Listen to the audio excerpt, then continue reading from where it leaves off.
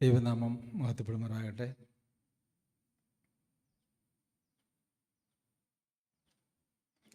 ഒരിക്കൽ കൂടി ദൈവവചന ചിന്തയ്ക്കായി കർത്താവിൻ്റെ സന്നിധിയിൽ ഒത്തുകൂടുവാൻ ദൈവം തന്ന കൃപയെ ഓർത്ത് ദൈവത്തെ സ്തുതിക്കുന്നു.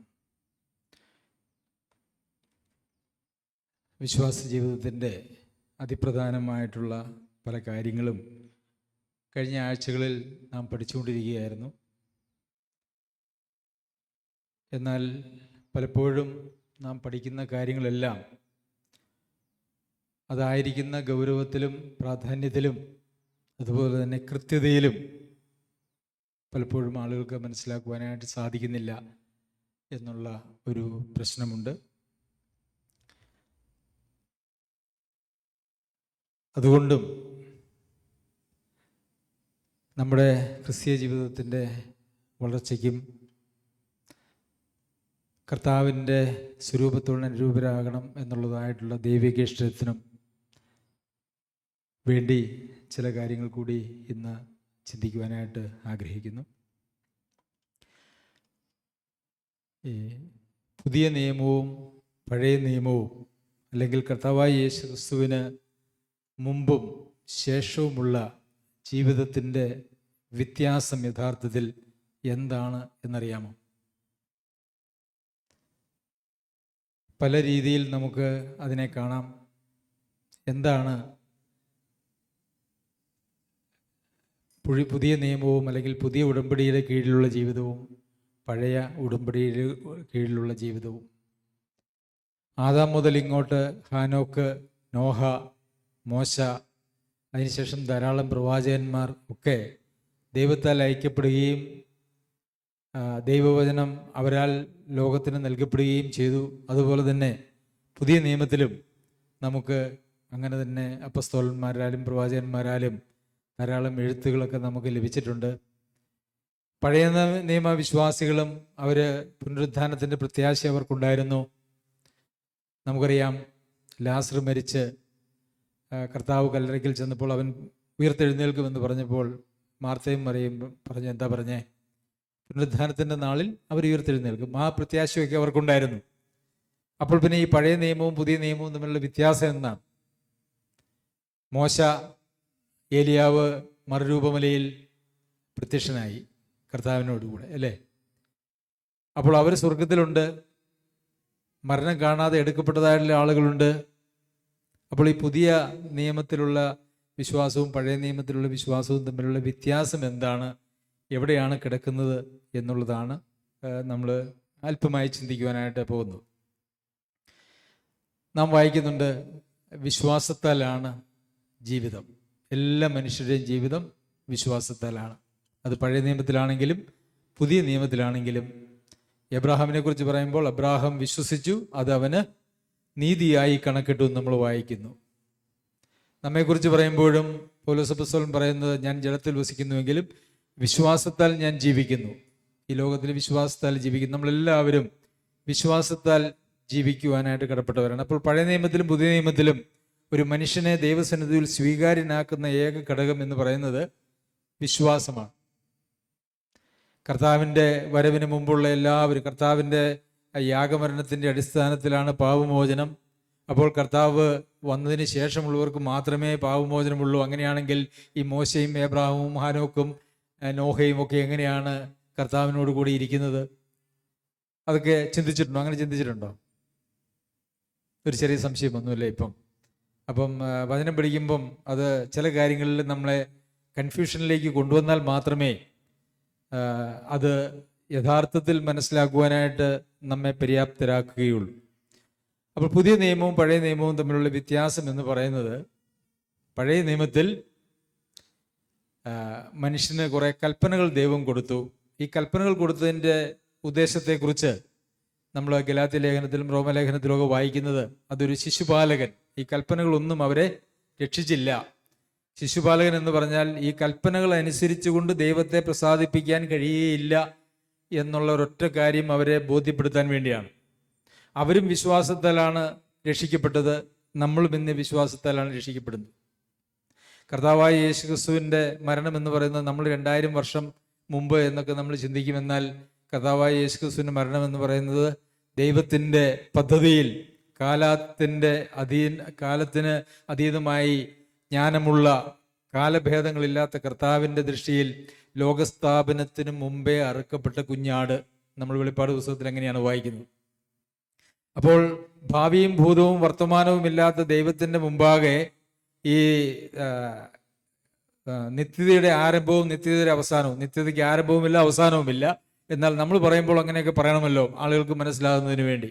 അപ്പോൾ നിത്യതയുടെ തുടക്കത്തിലും ഒടുക്കത്തിലും ആരംഭമില്ലാത്ത കാലം മുഴുവൻ ദൈവത്തിൻ്റെ മുമ്പാകെ ഒരുപോലെയാണ് കാണുന്നത്. എന്നാൽ നമുക്ക് ഈ ഭൂതവും വർത്തമാനവും ഭാവിയും ഒക്കെ ഉള്ളതുപോലെ കർത്താവിന് അതില്ല. അപ്പോൾ ഈ കർത്താവിൻ്റെ മുമ്പാകെ, ദൈവത്തിൻ്റെ മുമ്പാകെ ഈ കർത്താവായ യേശുക്രിസ്തു ലോകസ്ഥാപനത്തിന് മുമ്പ് തന്നെ ഇറക്കപ്പെട്ടവനാണ്. എന്ന് വെച്ചാൽ ആദാമിനെയും ഹവ്വായെയും സൃഷ്ടിക്കുന്നതിന് മുമ്പ് തന്നെ, ഭൂമിയെയും പ്രപഞ്ചത്തെയും സൃഷ്ടിക്കുന്നതിന് മുമ്പ് തന്നെ കർത്താവായ യേശുക്രിസ്തു ഇറക്കപ്പെട്ട കുഞ്ഞാടാണ്. അതുപോലെ തന്നെ ലോകസ്ഥാപനത്തിന് മുമ്പ് തന്നെ നാം എല്ലാവരും കർത്താവിൻ്റെ പദ്ധതിയിൽ ഉണ്ടായിരുന്നവരാണ്. രക്ഷിക്കപ്പെട്ട എല്ലാവരും കർത്താവിൻ്റെ പദ്ധതിയിൽ ഉള്ളവരാണ്. കർത്താവ് ക്രൂശിൽ മരിച്ചപ്പോൾ ഇതാ ഞാൻ ക്രിസ്തുവിനോട് കൂടെ ക്രൂശിക്കപ്പെട്ടിരിക്കുന്നു എന്ന് പൗലോസ് അപ്പോസ്തലൻ പറഞ്ഞപ്പോൾ, ഈ 2000 വർഷം മുമ്പ് കർത്താവായ യേശു ക്രിസ്തു ആ ക്രൂശിൽ തൂങ്ങിയപ്പോൾ അവിടെ ഞാൻ ആ ക്രൂശിലുണ്ടായിരുന്നു എന്നാണ് പറയുന്നത്. അപ്പോൾ ദൈവത്തിൻ്റെ നിത്യമായ പദ്ധതികളെ ആ രീതിയിൽ നമ്മൾ മനസ്സിലാക്കേണ്ടത് വളരെ ആവശ്യമാണ്. നമ്മൾ കർത്താവിനോട് കൂടെ ക്രൂശിക്കപ്പെട്ട എത്ര പേരുണ്ടായിരുന്നു ചോദിച്ചു കഴിയുമ്പോൾ നമ്മളെല്ലാവരും എന്താ പറയുക? നമ്മൾ പറയും 2 കള്ളന്മാരുണ്ടെന്ന് പറയും, അല്ലേ?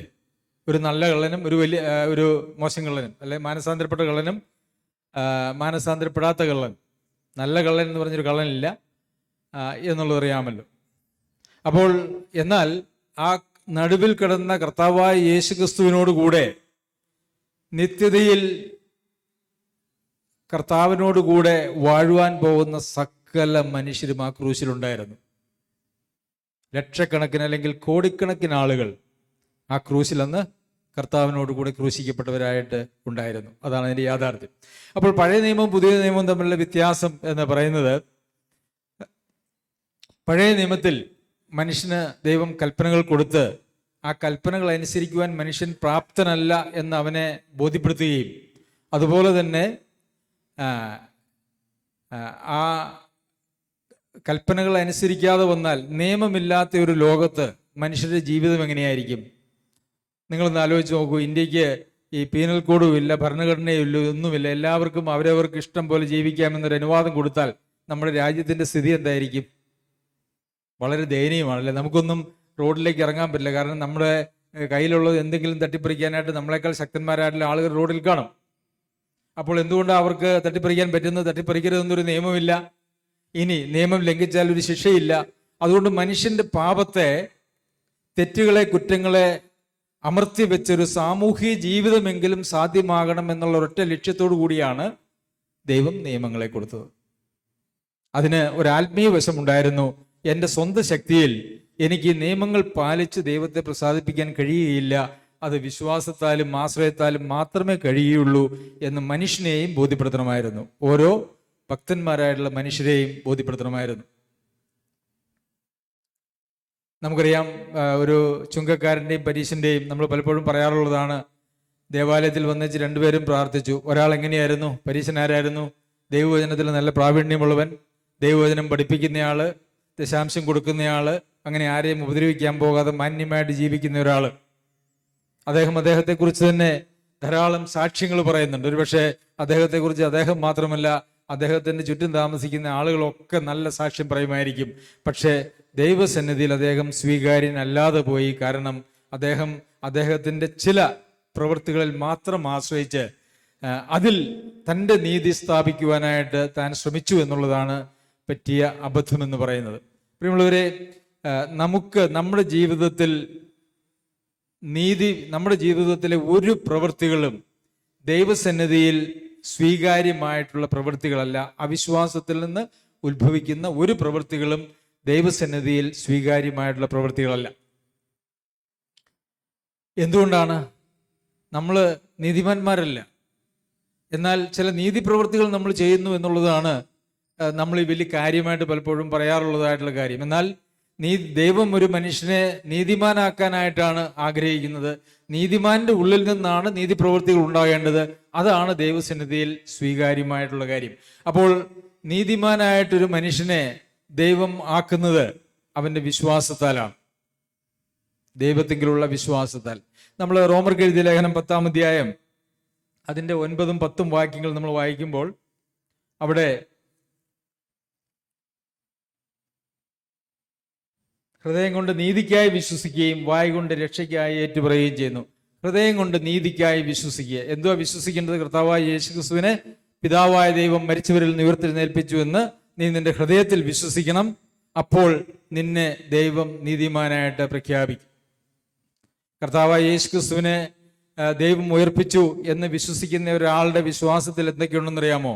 അവനോടുകൂടെ എന്നെയും രക്ഷിച്ച് ഉയർപ്പിച്ച് സ്വർഗ സ്ഥലങ്ങളിൽ ഇരുത്തിയിരിക്കുന്നുള്ള വിശ്വാസം അതിനോട് ചേർന്ന് പോകുന്ന വിശ്വാസമാണ്. അല്ലെങ്കിൽ എൻ്റെ പാപങ്ങളുടെ പരിഹാരത്തിനായിട്ടാണ് കർത്താവായ യേശു ക്രിസ്തു കാൽവരിയിൽ മരിച്ചത്.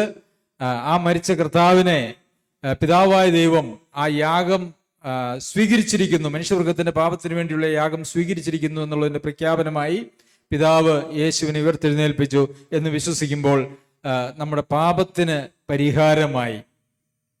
അപ്പോൾ ദൈവത്തിന്റെ മുമ്പാകെ നാം നീതീകരിക്കപ്പെട്ടു. പിന്നെ രക്ഷയ്ക്കായി ഒരു ഏറ്റുപറച്ചിൽ വേണം. ഇവിടെ വിശ്വാസത്തെയും നീതീകരണത്തെയും രക്ഷയെയും രണ്ടും രണ്ടായിട്ട് പറഞ്ഞിരിക്കുന്ന ഒരു പക്ഷേ നിങ്ങൾ ചിന്തിച്ചിട്ടുണ്ടാവുമല്ലോ. അതുപോലെ മർക്കോസ് 16-ലും വിശ്വസിക്കുകയും സ്നാനമേൽക്കുകയും ചെയ്യുന്നവൻ രക്ഷിക്കപ്പെടും, വിശ്വസിക്കാത്തവൻ ശിക്ഷാവിധിയിലകപ്പെടും.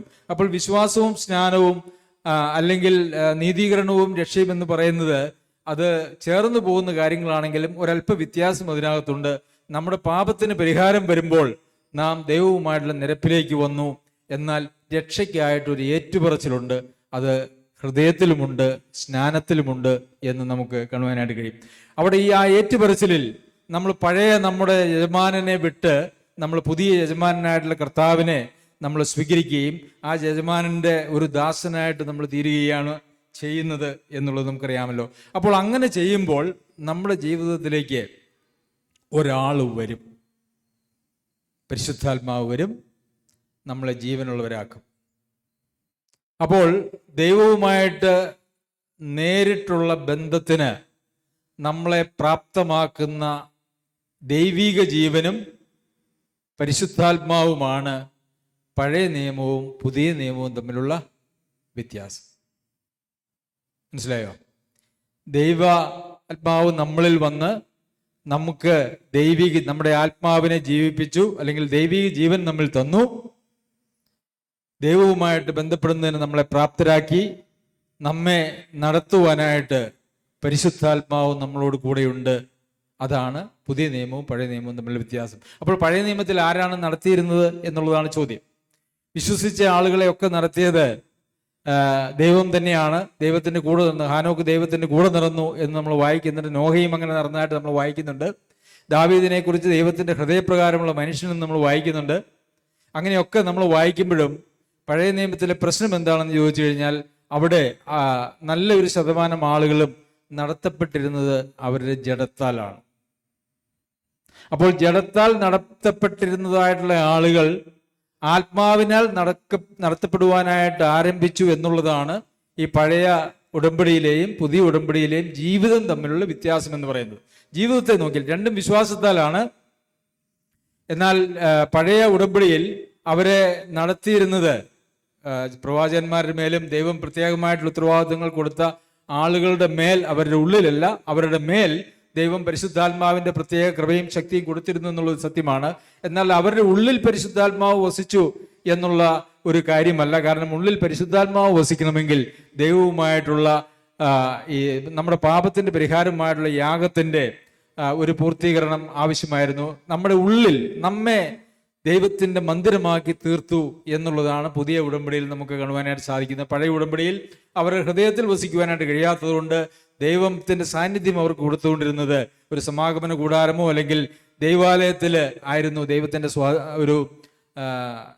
ദൈവത്തിന്റെ സാന്നിധ്യം കൊടുത്തുകൊണ്ടിരുന്നത്. എന്നാൽ ഇന്നത് അങ്ങനെയൊരു ദൈവാലയത്തിന്റെ ആവശ്യമില്ല. നാം എല്ലാവരും ദൈവത്തിന്റെ ആലയമായിരിക്കുന്നു. ശരി, ജഡത്തിൽ ആശ്രയിക്കുക. അപ്പോൾ ജഡത്തിൽ ആശ്രയിച്ചുകൊണ്ട് ഒരു പുതിയ നിയമ വിശ്വാസി ജീവിക്കുന്നു എന്ന് പറഞ്ഞാൽ കർത്താവായ യേശുക്രിസ്തുവിൻ്റെ കാൽവരി യാഗം യാതൊരു ഗുണവും ആ മനുഷ്യന് ചെയ്തിട്ടില്ല എന്നാണ് അതിൻ്റെ അർത്ഥം.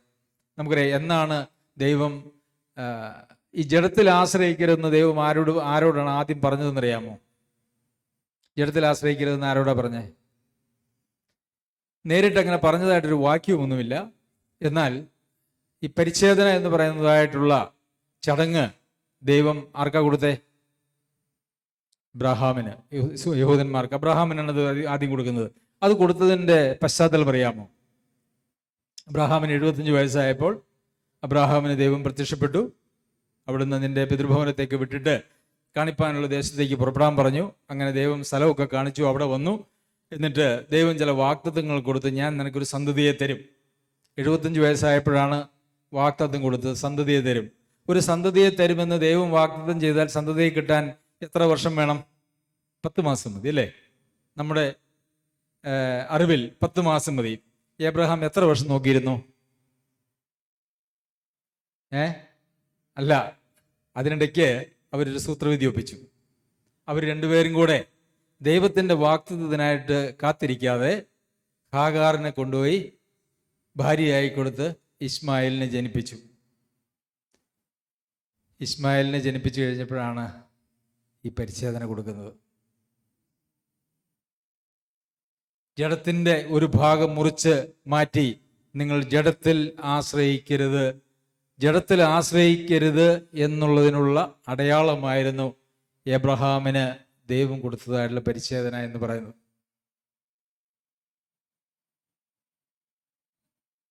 ആ പരിച്ഛേദനയെക്കുറിച്ച് പുതിയ നിയമത്തിലേക്ക് വരുമ്പോൾ നമുക്ക് ചില വേദഭാഗങ്ങളൊക്കെ വായിക്കാം. ആ പരിച്ഛേദന എന്ന് പറയുന്നത് ജഡത്തിൽ ആശ്രയിക്കരുതെന്ന് പഴയ നിയമത്തിൽ ദൈവം കൊടുത്ത കൽപ്പനയുടെ അടയാളമായിട്ടാണ് എല്ലാ യഹൂദ പുരുഷന്മാരും ആ ഒരു ആചാരം ഏറ്റിരുന്നത് എന്നുള്ളത് നമുക്ക് കാണുവാനായിട്ട് സാധിക്കും. പ്രിയമുള്ളവരെ, റോമർക്ക് എഴുതിയ ലേഖനം 6-ാം അധ്യായത്തിലൊക്കെ നമ്മൾ ഈ പരിച്ഛേദന എന്ന് പറഞ്ഞാൽ യഥാർത്ഥത്തിൽ എന്താണ്? നമ്മുടെ ഒരു ശരീരത്തിൻ്റെ ഒരു ഭാഗം മുറിച്ചു മാറ്റുക എന്നുള്ളതാണ് പരിച്ഛേദന എന്ന് പറയുന്നത്. അതുപോലെ തന്നെ പുതിയ നിയമത്തിലേക്ക് വരുമ്പോൾ പുതിയ നിയമത്തിൽ ഒരു പരിച്ഛേദന പറയുന്നുണ്ട് അല്ലേ? എന്തിനാ ആ പരിച്ഛേദനയെ കുറിച്ച് എങ്ങനെയാ പറയുന്നത്? ഹൃദയ പരിച്ഛേദന അല്ലേ? അപ്പൊ ഹൃദയത്തിന്റെ ഏതെങ്കിലും ഒരു ഭാഗം മുറിച്ചു മാറ്റുന്നുണ്ടോ? ഇല്ല. നമ്മുടെ ആരുടെയും ഹൃദയത്തിന്റെ, ഭൗതിക ഹൃദയത്തിന്റെ ഒരു ഭാഗവും ആരും മുറിച്ചു മാറ്റിയിട്ടില്ല. എന്നാൽ ഒരു ഹൃദയ പരിച്ഛേദന ഉണ്ട് എന്ന് ദൈവവചനം വളരെ കൃത്യമായിട്ട് പറയുന്നതുമുണ്ട്. എന്താണ് ഹൃദയ പരിച്ഛേദന എന്ന് പറയുന്നത്?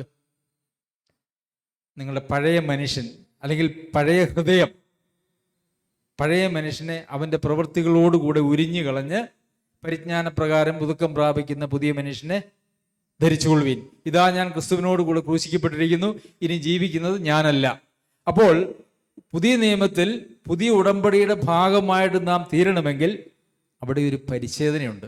അത് കൈകൊണ്ടുള്ള പരിച്ഛേദനയല്ല, മറിച്ച് ആത്മാവിലുള്ള ഹൃദയ പരിച്ഛേദനയാണ്. ദൈവത്തിൻ്റെ വാഗ്ദത്തങ്ങൾക്ക് ഉടമകളായി തീരുവാനായിട്ട് പഴയ നിയമത്തിൽ യഹൂദന്മാർക്ക് ദൈവം കൊടുത്തിരിക്കുന്ന കൽപ്പന പോലെ പുതിയ നിയമത്തിൽ ഒരു പരിച്ഛേദനയുണ്ട്. പക്ഷേ അത് കൈകൊണ്ടല്ല എന്നുള്ളത് മാത്രമേ ഉള്ളൂ. ആ പരിച്ഛേദന എന്ന് പറയുന്നത് നമ്മുടെ ഹൃദയ പരിച്ഛേദന എന്നും, അല്ലെങ്കിൽ പഴയ മനുഷ്യനെ അല്ലെങ്കിൽ പഴയ ഹൃദയം എന്നൊക്കെ പറയുന്നതായിട്ട് ഉള്ള കാര്യമാണത്. അത് നീക്കിക്കളഞ്ഞാൽ മാത്രമേ ഈ പുതിയ ഉടമ്പടിയുടെ ഭാഗമായിട്ട് നമുക്ക് തീരാനായിട്ട് കഴിയുള്ളൂ. പഴയ മനുഷ്യൻ എന്ന് പറഞ്ഞാൽ ആരാ? പഴയ മനുഷ്യന്റെ പിതാവ് ആരാ? പിശാചാണ് അല്ലേ? പഴയ മനുഷ്യനെ നിയന്ത്രിക്കുന്നത് ഏതാത്മാവാ? അനുസരണക്കേടിന്റെ മക്കളിൽ ഇപ്പോൾ വ്യാപരിക്കുന്ന ആത്മാവിന് അധിപതി അല്ലേ? അത് വേറൊരു ആത്മാവാണ്. അവർക്ക് പിതാവ് വേറെയാണ്. അവരുടെ ഈ പഴയ മനുഷ്യന്റെ ഇഷ്ടങ്ങൾ എന്ന് പറയുന്നത് ഈ പിശാചിന്റെ ഇഷ്ടങ്ങളും ഒക്കെയാണ്. ആ പഴയ മനുഷ്യനെ കൊണ്ടുപോയി അങ്ങോട്ട് കൊന്നുകളഞ്ഞിട്ട് ആ ഹൃദയ പരിച്ഛേദന, ആ പഴയ മനുഷ്യനെ അങ്ങോട്ട് മുറിച്ചു കളഞ്ഞു, അല്ലെങ്കിൽ പഴയ ഹൃദയത്തെ അങ്ങ് മാറ്റിക്കളഞ്ഞു. അത് കഴിഞ്ഞിട്ടൊരു പുതിയ ഹൃദയം ദൈവം നമുക്ക് നൽകുന്നു, ഒരു പുതിയ സൃഷ്ടിയായിട്ട് നമ്മെ തീർക്കുന്നു. അതാണ് ദൈവാത്മാവിനാൽ നമുക്ക് ലഭിക്കുന്നതായിട്ടുള്ള ഹൃദയ പരിച്ഛേദന എന്ന് പറയുന്നത്. റോമർക്ക് എഴുതിയ ലേഖനം നമുക്ക് അതിൻ്റെ 2-ാമത്തെ അധ്യായത്തിലേക്ക് വരാം.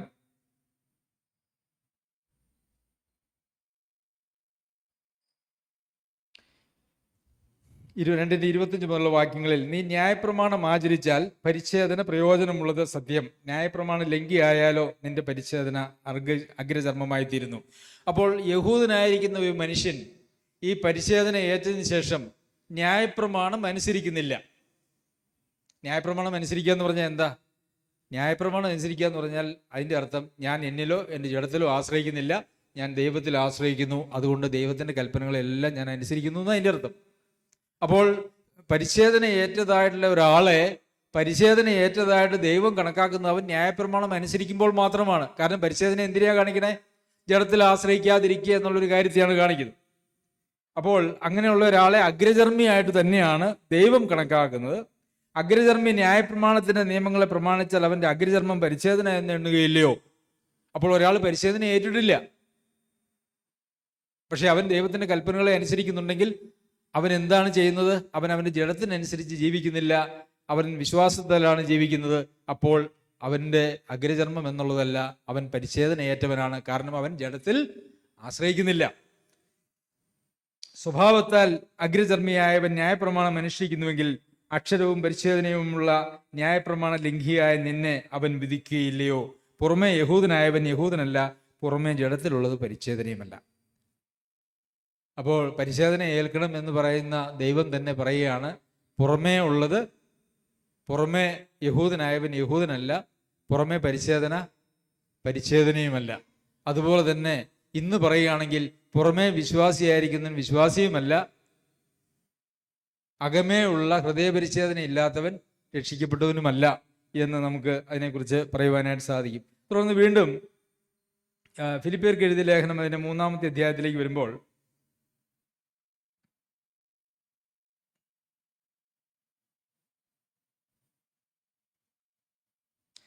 3:3 വാക്യം, നാം അല്ലോ പരിച്ഛേദനക്കാർ.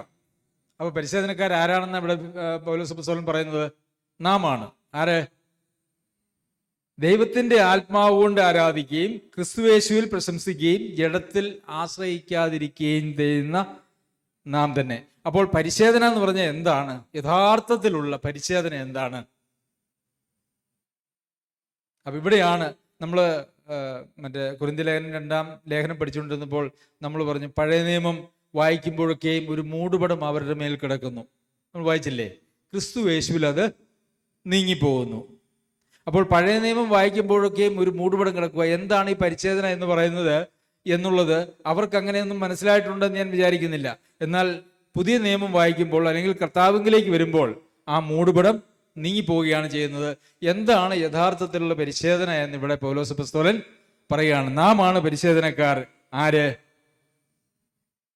ദൈവത്തിന്റെ ആത്മാവ് കൊണ്ട് ആരാധിക്കുകയും. അപ്പോൾ പരിച്ഛേദന ഏറ്റ ഒരാളുടെ പ്രത്യേകത, യഥാർത്ഥ പരിച്ഛേദന ഏറ്റ പുതിയ നിയമത്തിലെ ഒരു വിശ്വാസിയുടെ പ്രത്യേകത എന്താ? ദൈവത്തിന്റെ ആത്മാവ് കൊണ്ട് ആരാധിക്കുകയും. അതായത് ദൈവാത്മാവ് ഹൃദയത്തിലേക്ക് വരികയും പരിശുദ്ധാത്മാവിനാൽ നിയന്ത്രിക്കപ്പെടുകയും ചെയ്യുന്ന ഒരാളാണ് പരിച്ഛേദനയേറ്റയാൾ. മനസ്സിലായോ? പഴയ നിയമം വായിക്കുമ്പോൾ പരിച്ഛേദനയെ കുറിച്ച് വായിക്കുമ്പോൾ ഇതൊക്കെ ഒരു മൂടുപടമാണ്, നമുക്കൊന്നും മനസ്സിലാവില്ല. എന്നാൽ പുതിയ നിയമം വായിക്കുമ്പോൾ നമുക്ക് മനസ്സിലാകും. അപ്പോൾ വീണ്ടും ജനനം പ്രാപിച്ച് ആത്മാവിനാൽ ജീവിപ്പിക്കപ്പെട്ട് പരിശുദ്ധാത്മാവിനെ അനുസരിച്ച് നടക്കുന്ന, ആത്മാവിനെ അനുസരിച്ച് നടക്കുന്ന ഒരാളാണ് യഥാർത്ഥത്തിൽ പരിച്ഛേദനയേറ്റയാളാണ്. പഴയ നിയമത്തിലെ പരിച്ഛേദന എന്ന് പറയുന്ന ഒരു അടയാളമായിട്ട്, ഒരു നിഴലായിട്ട് കൊടുത്തിരുന്നുവെങ്കിൽ അതിൻ്റെ യാഥാർത്ഥ്യം എന്ന് പറയുന്നത് പുതിയ നിയമത്തിൽ വരുമ്പോഴേക്കും നമുക്കിവിടെ കാണാനായിട്ട് കഴിയും. പിന്നെ ആരാധിക്കുകയും ക്രിസ്തു യേശുവിൽ പ്രശംസിക്കുകയും എന്ന് വെച്ചാൽ സ്വന്തത്തിൽ ഒരു പ്രശംസയുമില്ലാതെ, നമ്മളിൽ യാതൊരു പ്രശംസയ്ക്കും നമുക്ക് നമ്മുടെ ഒരു പ്രവൃത്തികളിലും പ്രശംസിക്കുവാൻ പറ്റാത്ത നിലയിൽ ദൈവത്തിൽ മാത്രം പ്രശംസിക്കുന്ന ആളുകൾ. സ്വന്തം നമ്മൾ ദൈവസന്നിധിയിൽ ചെന്നേച്ച് നമുക്ക് എന്തെങ്കിലും യഥാർത്ഥത്തിൽ പ്രശംസിക്കുവാനായിട്ടുണ്ടോ? പഴയ മനുഷ്യന് ഒന്നും പ്രശംസിക്കാനില്ലാതെ നമ്മൾ കളയുകയും ചെയ്തു. പുതിയ മനുഷ്യനായി തീർന്ന ഈ പുതിയ മനുഷ്യന് എന്താ പ്രശംസിക്കുവാനായിട്ടുള്ളത്? ഒന്നുമില്ല. പക്ഷേ പലപ്പോഴും നമ്മളൊക്കെ നമ്മളുടെ പല കാര്യങ്ങളിലും പ്രശംസിക്കുന്നവരാണ്. ആത്മീയ കാര്യങ്ങളിലും ഭൗതിക കാര്യങ്ങളിലും നമ്മൾ പ്രശംസിക്കുന്നവരാണ്. നമുക്ക് ഈ ലോകത്തിൽ ഒരുപക്ഷെ ദൈവം തന്നതായിട്ടുള്ള സാധ്യതകളെ, അതല്ല എങ്കിൽ കഴിവുകളെ, പ്രാപ്തികളെ, അവസരങ്ങളെ ഒക്കെ നമ്മൾ പലപ്പോഴും പ്രശംസയ്ക്ക് കാരണമായിട്ട് എടുക്കാറുണ്ട്. അനേകരും അങ്ങനെ പറഞ്ഞ് കേൾക്കാറുണ്ട്. പലപ്പോഴും ആളുകൾ പറയുന്നത്, ഇപ്പം നമ്മുടെ തെക്കൻ തിരുവിതാംകൂർ അല്ലെങ്കിൽ ആ കോട്ടയം തിരുവല്ല ഭാഗത്തുള്ള ആളുകളെ കുറിച്ചൊക്കെ പറയുന്നത്, ഞങ്ങളുടെയൊക്കെ പിതാക്കന്മാർ ദൈവത്തിൽ ഏറെ ആശ്രയിച്ചു, അവരൊത്തിരി ത്യാഗങ്ങൾ സഹിച്ചു, അതുകൊണ്ട് അവരുടെ തലമുറകളെയൊക്കെയും ദൈവം വളരെ അനുഗ്രഹിച്ചു. അല്ലെ? അതൊരു മനുഷ്യനിലുള്ള ഒരു പ്രശംസയാണ്. എന്തുകൊണ്ടാണ്? ഞങ്ങളൊക്കെ ദൈവത്തെ, ഞങ്ങളുടെ പിതാക്കന്മാർ, ഞങ്ങള് ആരെങ്കിലും അനുസരിച്ചു എന്നുള്ളതല്ല, പിതാക്കന്മാര് 1, 2, 3 തലമുറ മുമ്പുള്ളതായിട്ടുള്ള ആളുകളൊക്കെ ദൈവത്തെ അങ്ങനെ അനുസരിച്ചും അവർക്ക് ദൈവത്തിന് വേണ്ടി, കർത്താവിന് വേണ്ടി ഒത്തിരി ത്യാഗവും സഹിച്ചതുകൊണ്ട് അതിൻ്റെ പ്രതിഫലമായിട്ട് ഇപ്പോൾ കുറെ സാമ്പത്തികമായിട്ടുള്ള സൗകര്യങ്ങളൊക്കെ കൊടുത്തു എന്നാണ് അവർ പറയുന്നത്. ഒരു പ്രശംസയ്ക്കും മനുഷ്യന് ആത്മീയമോ ഭൗതികവുമായിട്ടുള്ള ഒരു കാര്യത്തിലും ഒരല്പം പോലും പ്രശംസ എടുക്കുന്നവൻ അവൻ ജഡത്തിൽ വസിക്കുന്നതായിട്ടുള്ള ആളാണ്. അവിടെ ഹൃദയപരിശോധന നടന്നിട്ടില്ല. അപ്പോൾ കർത്താവിൽ മാത്രം പ്രശംസിക്കുക എന്നുള്ള കാര്യം നമ്മളിൽ അങ്ങനെ ഒരു ആത്മാവ്, അങ്ങനെ ഒരു നിലപാട് നമുക്കുണ്ടെങ്കിൽ നാം പരിച്ഛേദനയേറ്റവരാണ്. ഏത് പരിച്ഛേദന? ഹൃദയപരിച്ഛേദന. പ്രിയമുള്ളവരെ, നമുക്ക് പ്രശംസിക്കുവാൻ വല്ലതും ഉണ്ടോ? നമ്മൾ ഏതെങ്കിലും കാര്യത്തെക്കുറിച്ച് പ്രശംസിക്കുന്നവരാണോ? ഭൗതികമോ ആത്മീയ കാര്യം, എനിക്ക് കുറെ അറിവുണ്ട് എന്നുള്ള പ്രശംസ നമുക്കുണ്ടോ? അല്ലേ? ഇന്ന് നോക്കിക്കേ, ഇന്നത്തെ ക്രിസ്തീയ ലോകത്തിലേക്ക് ഞാൻ സഭകളുടെ പേരൊന്നും പറയുന്നില്ല, ഓരോ സഭകളിലെ ആളുകളോട് ചോദിച്ച് അവരൊക്കെ പറയുന്നത്, ഞങ്ങളുടെ ഉപദേശം, ഞങ്ങളുടെ സഭ അല്ലെങ്കിൽ ഞങ്ങളുടെ പ്രസ്ഥാനം എന്നൊക്കെ പറഞ്ഞാൽ ഇത് ലോകത്തിലെ വലിയ പ്രസ്ഥാനമാണ് എന്നൊക്കെ പറഞ്ഞ് അവരുടെ മതങ്ങളിലും അവരുടെ വിശ്വാസങ്ങളിലും ഒക്കെ പ്രശംസിക്കുന്നതായിട്ടുള്ള കാര്യമുണ്ട്. പക്ഷെ ഒരു ദൈവത്തിന്റെ പൈതലിന് പ്രശംസിക്കുവാനായിട്ടുള്ള ഒരേ ഒരു കാര്യമേ ഉള്ളൂ, കർത്താവായ യേശു ക്രിസ്തു. പൗലോസ് അപ്പോസ്തലൻ അത് ഗലാത്യ ലേഖനത്തിലാണെന്ന് തോന്നുന്നു ഇപ്രകാരം പറഞ്ഞിട്ടുണ്ട്, എനിക്ക് മറ്റൊന്നിലും പ്രശംസിക്കുവാനായിട്ട് വരരുത്, ക്രൂശിക്കപ്പെട്ടവനായിട്ടുള്ള കർത്താവെങ്കിൽ യേശുവിൽ മാത്രമാണ് എൻ്റെ പ്രശംസ എന്ന്. ഇവിടെയും അത് തന്നെയാണ് പറയുന്നത്.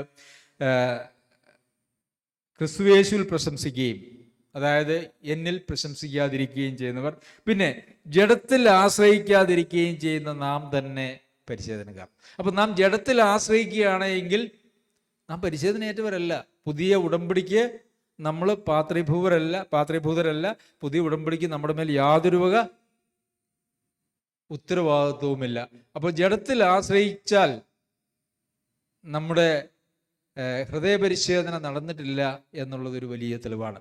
അപ്പോൾ ജഡത്തിൽ ആശ്രയിക്കാതെ ജീവിക്കുക എന്ന് പറയുന്നതാണ് യഥാർത്ഥത്തിൽ ക്രിസ്തീയ ജീവിതം എന്ന് പറയുന്നത്. ശരിയാണോ?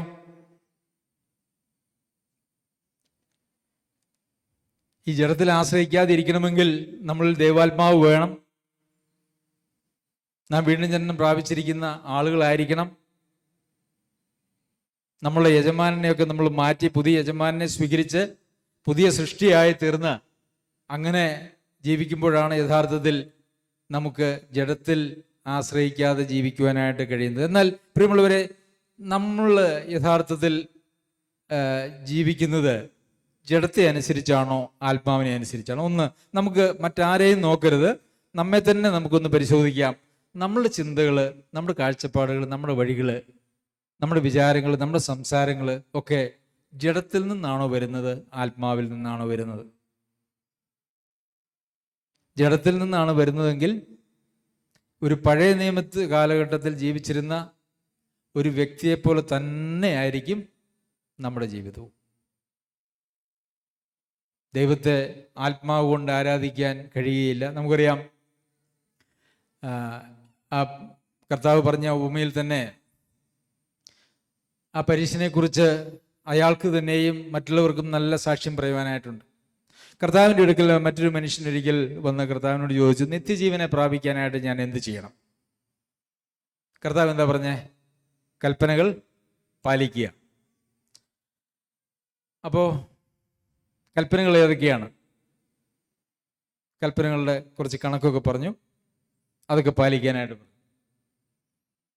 അപ്പം ഞാനതെല്ലാം പാലിക്കുന്നുണ്ട് എന്ന് ആ മനുഷ്യൻ പറഞ്ഞു. അപ്പോൾ ആ മനുഷ്യൻ്റെ കർത്താവ് പറഞ്ഞു, കൽപ്പനകൾ പാലിക്കണം. കൽപ്പനകൾ ഏതൊക്കെയാണ്? ഇതൊക്കെയാണ്, ഞാനതെല്ലാം എൻ്റെ ചെറുപ്പം മുതലേ പാലിക്കുന്നുണ്ടെന്ന് പറഞ്ഞു. അപ്പോൾ കർത്താവ് അവനെ സ്നേഹിച്ചു എന്ന് നമ്മൾ കാണുന്നുണ്ട്, അല്ലേ? കർത്താവ് അവനെ സ്നേഹിച്ചു. അവനോട് പറഞ്ഞു, ഒരു കുറവ് നിനക്കുണ്ട്. എന്താണ് ആ ഒരു കുറവ്? നിനക്കുള്ളതെല്ലാം വിറ്റ് ദരിദ്രർക്ക് കൊടുത്തേച്ച് എന്നെ അനുഗമിക്കാൻ പറഞ്ഞു.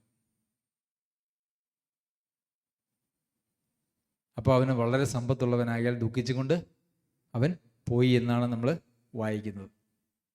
പ്രിയമുള്ളവരെ, മാമോൻ എന്ന യജമാനനെ ഹൃദയത്തിൽ കൊണ്ടു നടന്നുകൊണ്ട് കൽപ്പനകൾ അനുസരിച്ച് ജീവിക്കാൻ കഴിയും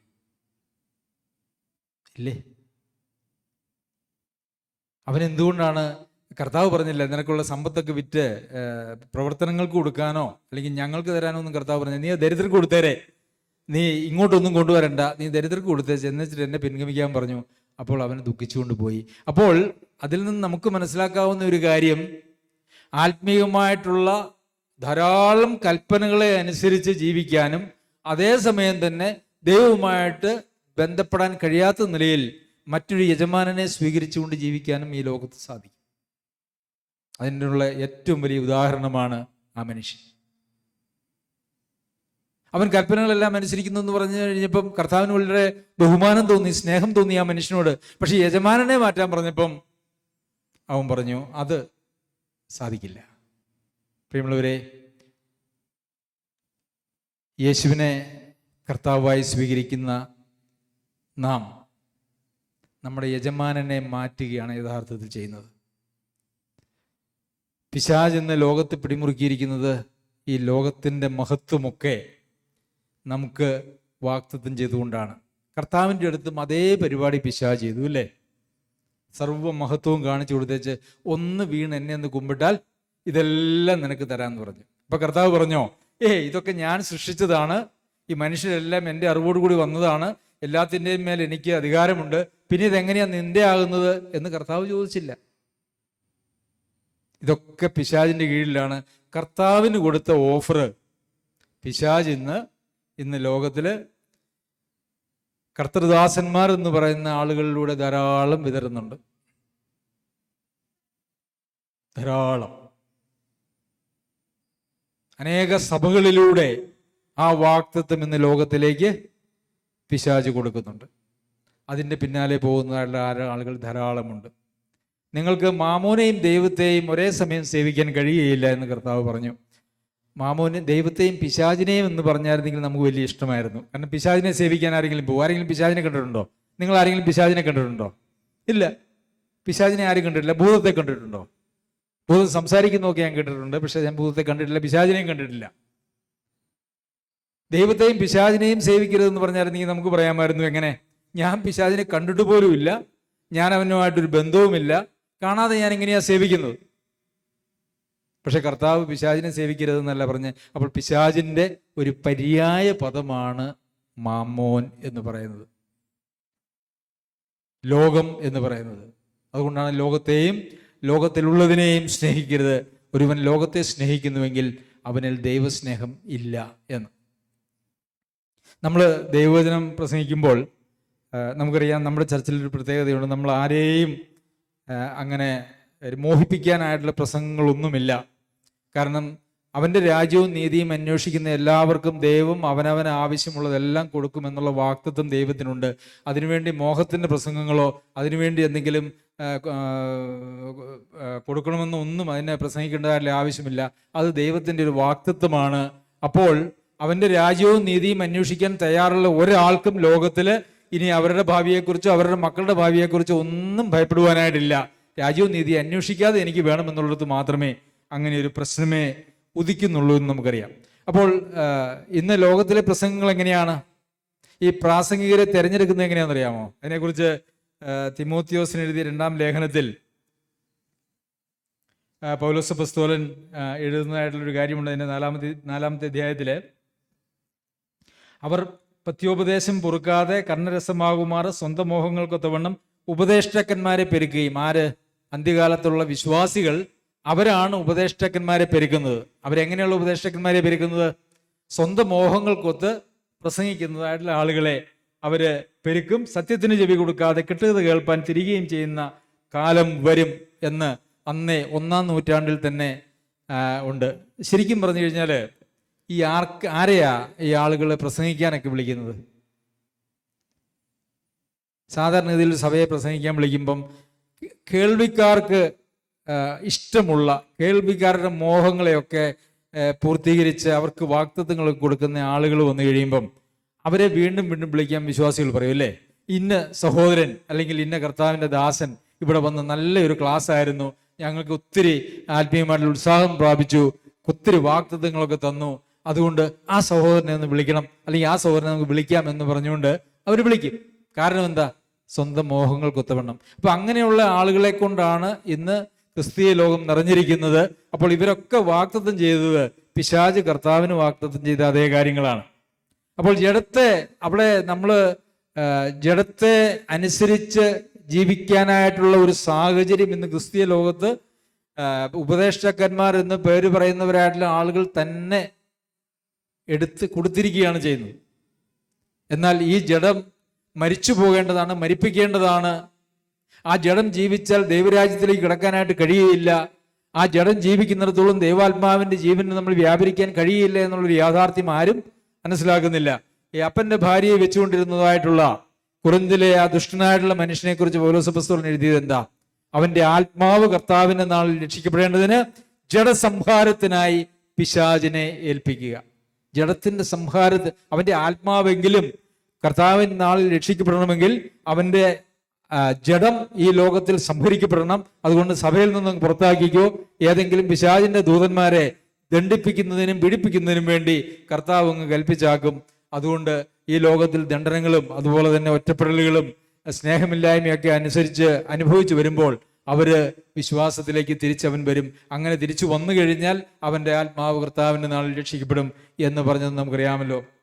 അതുപോലെ തന്നെ ജഡത്തിൽ അനുസരിച്ച് ജീവിക്കുമ്പോൾ നമുക്ക് ഒത്തിരി പ്രശ്നങ്ങളുണ്ട് നമ്മുടെ ദൈനംദിന ജീവിതത്തിൽ. നമുക്കറിയാമോ? അതിനൊരു ഉദാഹരണം ഞാൻ പറയാം.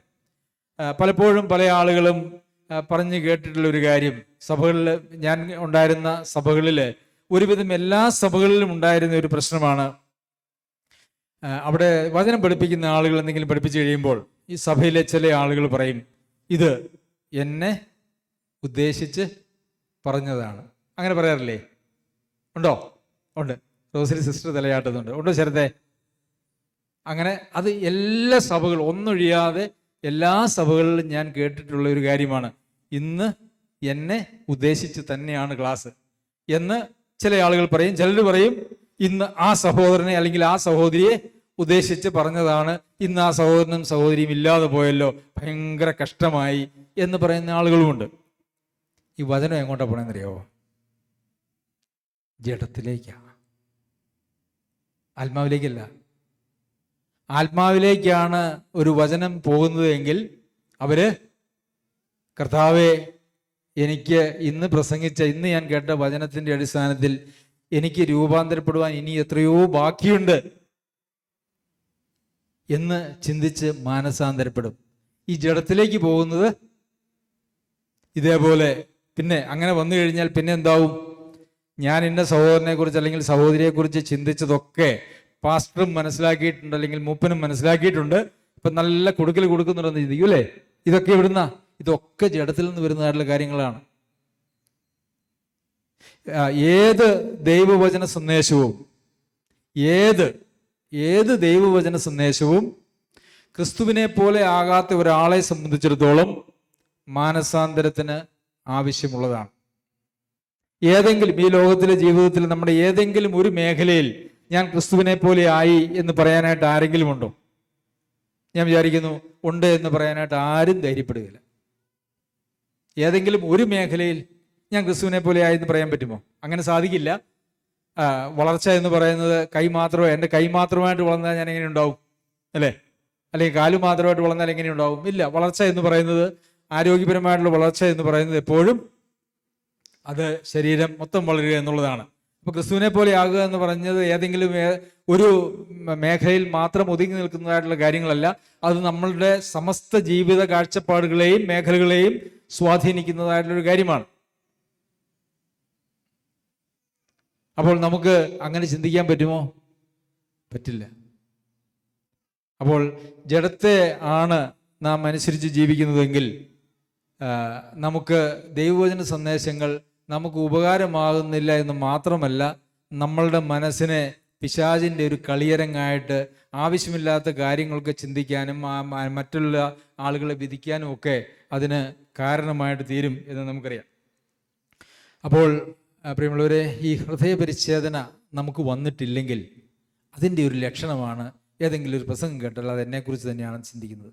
അപ്പോൾ ആർക്കും ഒരാളെയും ഫീൽ ചെയ്യരുത് എന്ന് വിചാരിച്ചുകൊണ്ടൊരു ക്ലാസ് എടുക്കാൻ പറ്റുമോ?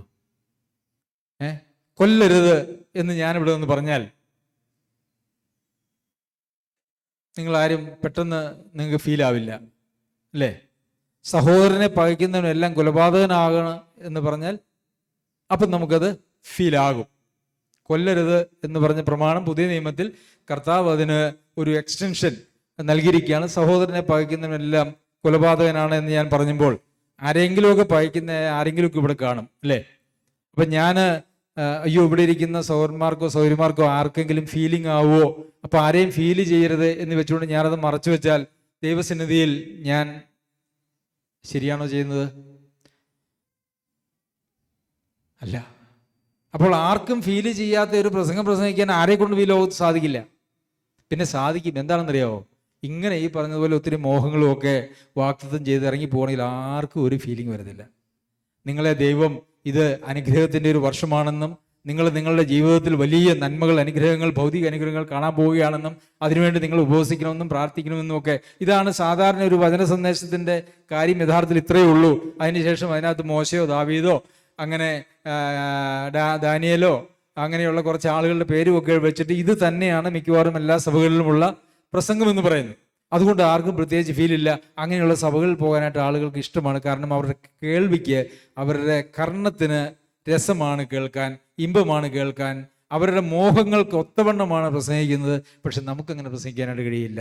നമുക്ക് പ്രസംഗിക്കാനായിട്ടുള്ള എന്താ ഉള്ളത്? നമ്മൾ ആരും നിത്യനാശത്തിലേക്ക് പോകരുത്. ഹൃദയപരിച്ഛേദന ഏൽക്കാത്തതായുള്ള ഒരാളും നമ്മുടെ ഇടയിൽ ഉണ്ടാവരുത്. ജഡത്തെ ആശ്രയിച്ച് ജീവിക്കുന്ന ഒരാൾ പോലും നമ്മുടെ സഭയിൽ ഉണ്ടാകാനായിട്ട് പാടില്ല. കാരണം ജഡത്തെ ആശ്രയിച്ച് ജീവിച്ചാൽ നിങ്ങൾ മരിക്കും നിശ്ചയം. അപ്പോൾ ആരും മരണം എന്ന് പറയുന്നത് ശാരീരിക മരണമല്ല എന്നുള്ളത് വളരെ വ്യക്തമാണ്. അങ്ങനെയാണെങ്കിൽ ഈ ലോകത്തിൽ മരിക്കാത്തതായിട്ടുള്ള ആരുമില്ല എന്നുള്ളത് കൊണ്ട് അത് ശാരീരിക മരണമാണെന്ന് പറഞ്ഞ് പഠിപ്പിക്കുന്ന സഭകളുണ്ട് കേട്ടോ. ജഡത്തെ അനുസരിച്ചാൽ നിങ്ങൾ മരിക്കും നിശ്ചയം എന്ന് പറഞ്ഞിരിക്കുന്നതായിട്ടുള്ള വാക്യം മനുഷ്യന്റെ ശാരീരിക മരണത്തെയാണ് കാണിക്കുന്നതെന്ന് പറഞ്ഞ് പഠിപ്പിക്കുന്നതായിട്ടുള്ള ആളുകളുണ്ട്. ഞാൻ പൊതുവെ അങ്ങനെ സഭകളുടെ പേരെടുത്ത് പറയാത്തത് കൊണ്ട് നമ്മുടെ ഈ ലൈവൊക്കെ പോകുന്നതായതുകൊണ്ട് ഞാനത് പേര് പറയുന്നില്ല. ഇത് കഴിഞ്ഞിട്ട് നിങ്ങൾ വന്നു കഴിഞ്ഞാൽ ഞാനത് പറഞ്ഞു തരാം. എത്ര ഭോഷത്വമാണ് ആ വിശ്വാസം എന്ന് ആലോചിച്ച് നോക്കൂ. എന്നാൽ ഈ ലോകത്തിൽ നിന്ന് ഒരാളെങ്കിലും രക്ഷപ്പെടുമോ? ഇല്ല. അത് ശാരീരിക മരണത്തെക്കുറിച്ചല്ല പറയുന്നത്. ആത്മീയമായിട്ടൊരു മരണമില്ല. ഒരിക്കൽ വീണ്ടും ജന്മം പ്രാപിച്ചാൽ അവൻ എന്നേക്കും അവന്റെ രക്ഷഭദ്രമാണ് എന്ന് പറയുന്ന ആളുകൾക്ക് ആ വാക്യം വലിയ ഒരു കീറാമുട്ടിയാണ്. അതിനെ ഒരു രീതിയിലും വിശദീകരിക്കാൻ പറ്റുകയില്ല. പിന്നെ ഏറ്റവും വലിയ ദുരുപദേശമായിരിക്കുന്ന ഈ ഒരു കാര്യം അത് ശാരീരിക മരണമാണ് എന്ന് പറയുന്നതല്ലാതെ മറ്റൊരു വിശദീകരണവും അതിന് കൊടുക്കാനായിട്ടില്ല. എന്ന് മാത്രമല്ല അതൊരു വാക്യമല്ലാതെ പല വാക്യങ്ങളുണ്ട് എന്നുള്ളത് കൊണ്ട് അവർക്കാർക്കും അതിന് മറുപടിയില്ല എന്നുള്ളതാണ് സത്യം. ശരി, നമ്മൾ നേരത്തെ മാമോനെ കുറിച്ചൊക്കെ പറഞ്ഞല്ലോ. ഇന്ന് ലോകത്തെ ഗ്രസിച്ചിരിക്കുന്ന ഏറ്റവും വലിയ തിന്മ എന്ന് പറയുന്നത് ഈ മാമോനാണ്. ഞാൻ കഴിഞ്ഞ ചില ആഴ്ചകൾക്ക് മുമ്പ് നമ്മൾ ഒരു ചർച്ച പോലെ സംസാരിച്ചപ്പോൾ ഈ ലോകത്തിലെ മോഹങ്ങളെല്ലാം വെടിഞ്ഞ് ഒരാൾക്ക് ജീവിക്കാൻ പറ്റുമോ, നമ്മുടെ ചുറ്റുപാടുമെല്ലാം അങ്ങനെ ആയിരിക്കുമ്പോൾ നമുക്കങ്ങനെ സാധിക്കുമോ എന്നുള്ള ഒരു ചോദ്യം ഉയരുകയുണ്ടായി. യഥാർത്ഥത്തിൽ നമ്മുടെ ജീവിതത്തെക്കുറിച്ച്, നമ്മുടെ ആത്മീയ ജീവിതത്തെക്കുറിച്ച് നമുക്ക് ശരിയായിട്ടുള്ള ഒരു കാഴ്ചപ്പാട് നമുക്ക് ആവശ്യമാണ്. നമ്മൾ ജോലി ചെയ്യുന്നു, കൃഷി ചെയ്യുന്നു, ബിസിനസ് ചെയ്യുന്നു, അതെല്ലാം നമ്മുടെ മോഹങ്ങൾ കൊണ്ടാണ് എന്ന് നമ്മൾ ഒരിക്കലും ചിന്തിക്കേണ്ടതായിട്ടുള്ള ആവശ്യമില്ല. ഞാനത് ഇതിനു മുമ്പും സൂചിപ്പിച്ചിട്ടുള്ളതായിട്ടുള്ള കാര്യമാണ്. അത് നിങ്ങൾക്ക് മനസ്സിലായോ ഇല്ലയോ എന്നുള്ളത് എനിക്ക് സംശയമുണ്ട് എല്ലാവർക്കും. ഒരാൾ കൃഷി ചെയ്യുമ്പോൾ, ഒരാൾ ജോലി ചെയ്യുമ്പോൾ, ഒരാൾ പഠിക്കുമ്പോൾ അതെല്ലാം ജഡികമാണ്, അതൊക്കെ മോഹങ്ങളാണ് എന്ന് നമ്മൾ ചിന്തിക്കുന്നത് ദോഷത്തരമാണ്. അങ്ങനെയില്ല. അധ്വാനിക്കാത്തവൻ ഭക്ഷണവും കഴിക്കാൻ യോഗ്യനല്ല എന്നാണ് ദൈവവചനം പറഞ്ഞിരിക്കുന്നത്. തനിക്കും തൻ്റെ കുടുംബത്തിനും വേണ്ടി കരുതാത്തവൻ അധമനായിരിക്കുന്നു എന്നാണ് പറഞ്ഞിരിക്കുന്നത്.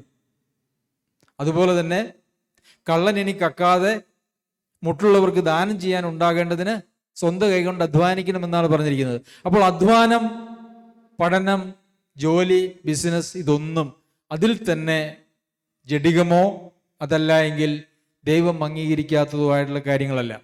പൗലോസ് അപ്പോസ്തലൻ തന്നെ താനും തൻ്റെ കൂടെയുള്ളവരുമൊക്കെ മേസ്തിരിപ്പണി എടുത്ത് കൂടാരപ്പണി എടുത്താണ് അന്ന് തനിക്കും തൻ്റെ കൂടെയുള്ളവർക്കും പിന്നെ സാധുക്കൾക്കും വേണ്ടി കൊടുത്തത് എന്ന് നമ്മുടെ ബൈബിളിൽ പല സ്ഥലങ്ങളിൽ നമ്മൾ വായിക്കുന്നുണ്ട്. എന്നിട്ട് ഞാനിത് നിങ്ങൾക്ക് മാതൃക കാണിച്ചു തന്നിരിക്കുന്നു എന്നും പറയുന്നുണ്ട്. അപ്പോൾ പൗലോസ് അപ്പോസ്തലനെ പോലുള്ള ഒരാള് സ്വന്തം കൈകൊണ്ട് അധ്വാനിക്കുകയും അത് സഭാ ശുശ്രൂഷകൾക്കും വിശ്വാസികൾക്കും മാതൃകയാക്കി കാണിക്കുകയും ചെയ്യുമ്പോൾ നമ്മൾ എന്തെങ്കിലും അധ്വാനിച്ചാൽ അത് ജഡികമാണ് എന്ന് ചിന്തിക്കുന്നതിലല്ല, എവിടെയാണത് ജഡികമാകുന്നത്, അത് പാപമാകുന്നത് എന്നുള്ളത് നമ്മൾ കൃത്യമായിട്ട് മനസ്സിലാക്കേണ്ടത് ആവശ്യമുണ്ട്. അത് പാപമാകുന്നത് അത് എന്തിനു വേണ്ടി എന്നുള്ള ഒരൊറ്റ കാര്യത്തിലാണ്. നമുക്ക് ജീവിക്കാൻ വേണ്ടി അല്ലേ?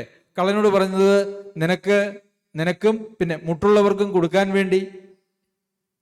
അപ്പോൾ നമ്മുടെ മാന്യമായിട്ടുള്ള ജീവിതത്തിനും മുട്ടുള്ളവർക്ക് കൊടുക്കാനും അതുപോലെ തന്നെ സഭാ ശുശ്രൂഷകളോ അല്ലെങ്കിൽ സഭാപ്രവർത്തനങ്ങളോ അല്ലെങ്കിൽ മിഷണറി പ്രവർത്തനങ്ങൾക്കോ കൊടുക്കാൻ വേണ്ടി ആണ് നമ്മളുടെ അധ്വാനം എങ്കിൽ നമ്മളുടെ മക്കൾ ഇന്നിപ്പോൾ എല്ലാവർക്കും കൃഷി ചെയ്യാനായിട്ട് കൃഷിഭൂമിയില്ല.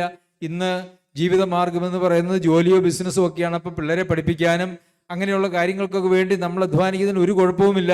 പക്ഷേ അത് ഈ ലോകത്തിലെ എൻ്റെയും എൻ്റെ തലമുറകളുടെയും ഈ ലോകത്തിലെ സുഖജീവിതത്തിനാണ് എന്ന് പറയുമ്പോൾ, അല്ലെങ്കിൽ ഈ ലോകത്തിലെ ആഡംബരങ്ങളും ഈ ലോകത്തിലെ പ്രതാപങ്ങളും ഈ ലോകത്തിൻ്റെ എല്ലാ സൗഭാഗ്യങ്ങളും നേടുവാനായിട്ടാണ് എന്ന് പറയുമ്പോൾ അത് പാപമായിട്ട് തീരുന്നു. അത് ലോകത്തെ സ്നേഹിക്കുന്നതായിട്ട് തീരുന്നു.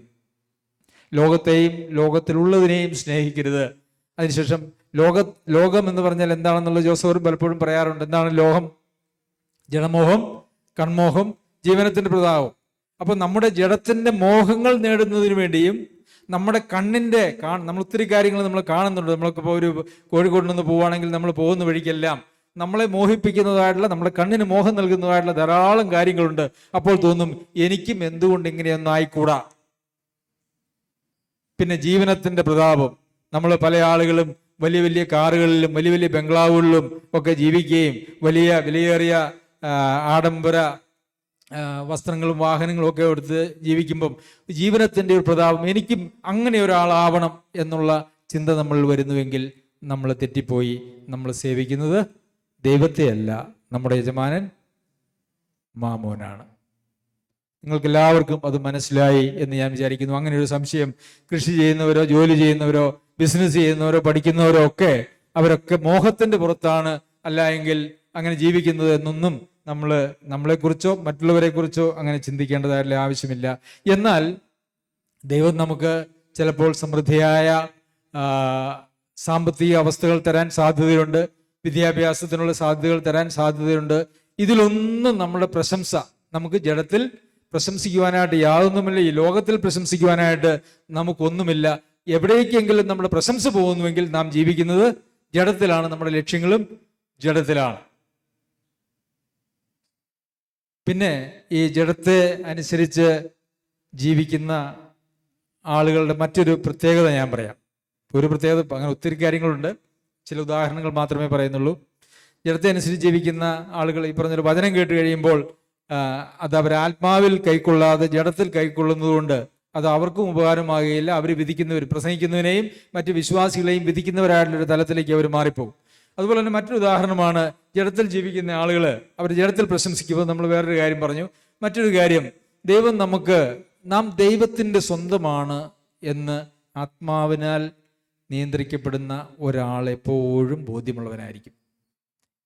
എൻ്റെ കർത്താവ്, ഞാൻ ആരാണ്? ഞാൻ ദൈവത്തിൻ്റെ ആലയമാണ്, ദൈവത്തിൻ്റെ മന്ദിരമാണ്. ദൈവത്തിൻ്റെ മന്ദിരത്തിൽ എന്തൊക്കെ പാടും? നന്മ മാത്രം, അല്ലേ? നന്മ മാത്രമേ അവിടെ ഉണ്ടാകാനായിട്ട് പാടുള്ളൂ, ഒരു തിന്മയും പാടില്ല. ഞാനും എനിക്കുള്ളതെല്ലാം ദൈവത്തിൻ്റെയാണ് എന്ന് ദൈവാത്മാവിനാൽ നിയന്ത്രിക്കപ്പെടുന്ന ഒരാൾ എപ്പോഴും ചിന്തിച്ചുകൊണ്ടിരിക്കും. എൻ്റെ സ്വന്തം എന്ന് പറയാനായിട്ട് ഒരാൾക്കും, ഒരു ദൈവ പൈതലിനും ഒന്നും ഈ ലോകത്തിലില്ല. എൻ്റെ സ്വന്തം എന്ന് പറയാനായിട്ട് ഒന്നുമില്ല.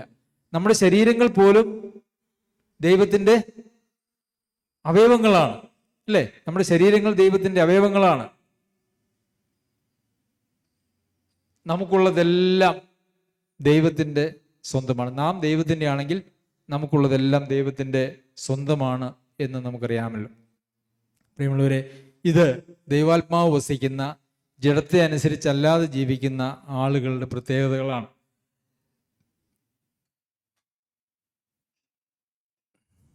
ഈ ഹൃദയപരിച്ഛേദന ഏറ്റവരാണോ നാം ആത്മാവിനാലാണോ നിയന്ത്രിക്കപ്പെടുന്നത്?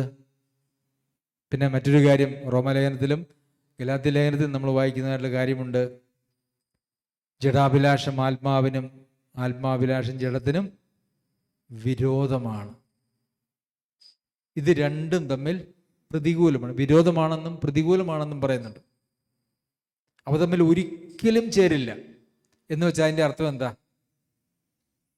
ഒന്നുകിൽ എന്നെ ഭരിക്കുന്നത് ജഡം, അതല്ലെങ്കിൽ ആത്മാവ്. ഇതിനെ രണ്ടിനെയും കൂടെ സംയോജിപ്പിക്കാൻ, അല്ലേ? അങ്ങനെയല്ലേ സാധാരണഗതിയിൽ മനുഷ്യരൊക്കെ ചിന്തിക്കുന്നത്. ആത്മീയ ജീവിതവും ഭൗതിക ജീവിതവും കൂടെ ഒന്ന് ഒപ്പിച്ചു കൂട്ടി, അല്ലേ? പൊതുവെ ആളുകളുടെ ചിന്ത അങ്ങനെയാണ്. എനിക്ക് ലോകത്തെയും വേണം, പിന്നെ ദൈവത്തെയും വേണം.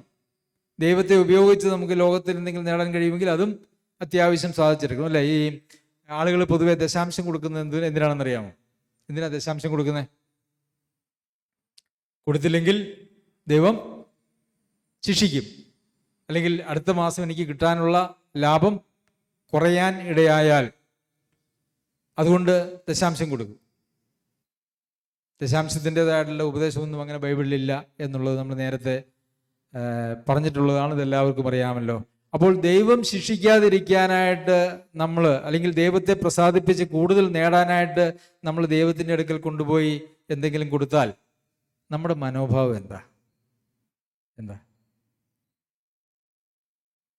ജഡത്തെ അനുസരിച്ച് ജീവിക്കുന്ന ഒരാൾ ശിക്ഷിക്കുമെന്ന് പേടിച്ച് കൊടുക്കും, അല്ലെങ്കിൽ അനുഗ്രഹം ഇനി പിടിച്ചു വയ്ക്കുമെന്ന് വിചാരിച്ച് കൊടുക്കും. എന്നാൽ ആത്മാവിനെ അനുസരിച്ച് ജീവിക്കുന്ന ആളുകളോ സ്നേഹത്തിൽ നിന്ന് കൊടുക്കും. സ്നേഹിക്കാതെ കൊടുക്കാൻ പറ്റൂല്ലേ? സ്നേഹിക്കാതെ കൊടുക്കാൻ പറ്റുമോ? നമ്മളെ ആരെങ്കിലും ഒന്ന് ശല്യപ്പെടുത്തിയാൽ ശല്യം ഒഴിവാകാനായിട്ട് കൊടുക്കൂല്ലേ? അത് സ്നേഹം കൊണ്ടാണോ കൊടുക്കുന്നത്? അതല്ലെങ്കിൽ എന്തെങ്കിലും പേര് കിട്ടാൻ വേണ്ടിയിട്ട് കൊടുക്കുന്ന ആളുകളുണ്ട്. പ്രത്യേകിച്ച് ഇങ്ങനെ വലിയ ഫോട്ടോഗ്രാഫറെയൊക്കെ വിളിച്ച് അവരുടെ മുമ്പിൽ വെച്ച് ഫോട്ടോയൊക്കെ എടുത്ത് അങ്ങനെ ഞാനങ്ങനെ ഒരു കൊടുപ്പുകാരനാണ് എന്ന് മറ്റുള്ളവരെ അറിയിക്കുവാനായിട്ട് കൊടുക്കുന്ന, അത് സ്നേഹത്തിൽ നിന്നാണോ? അല്ല, അത് പേരിന് വേണ്ടിയിട്ടാണ്. സ്നേഹമുള്ളവൻ കൊടുത്തുവെന്ന് വിചാരിച്ചുകൊണ്ട് സ്നേഹം ഉണ്ടായിക്കൊള്ളുന്നില്ല. നമ്മൾ അതെങ്ങനെ എവിടെയാണ് വായിക്കുന്നത്? 1 കൊരിന്ത്യർ 13-ാമത്തെ അധ്യായത്തിൽ നമ്മൾ വായിക്കുന്നത് എന്താ? സ്നേഹമില്ലാതെയും ചെയ്യാൻ പറ്റുന്ന ഒത്തിരി കാര്യങ്ങൾ അവിടെ നമുക്ക് കാണാനായിട്ട് കഴിയില്ലേ?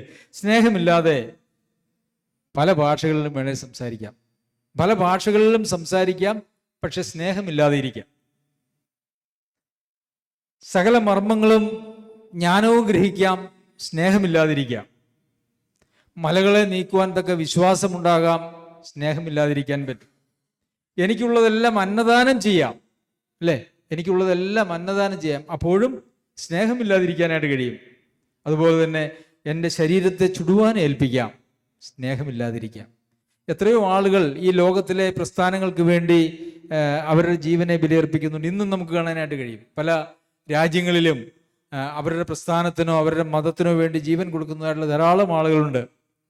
അത് ദൈവത്തോടുള്ള അല്ലെങ്കിൽ സഹജീവികളോടുള്ള സ്നേഹം കൊണ്ടാണോ? സഹജീവികളെ കൊന്നുകൊണ്ട് സഹജീവികളെ സ്നേഹിക്കാൻ പറ്റുമോ? ഇല്ല.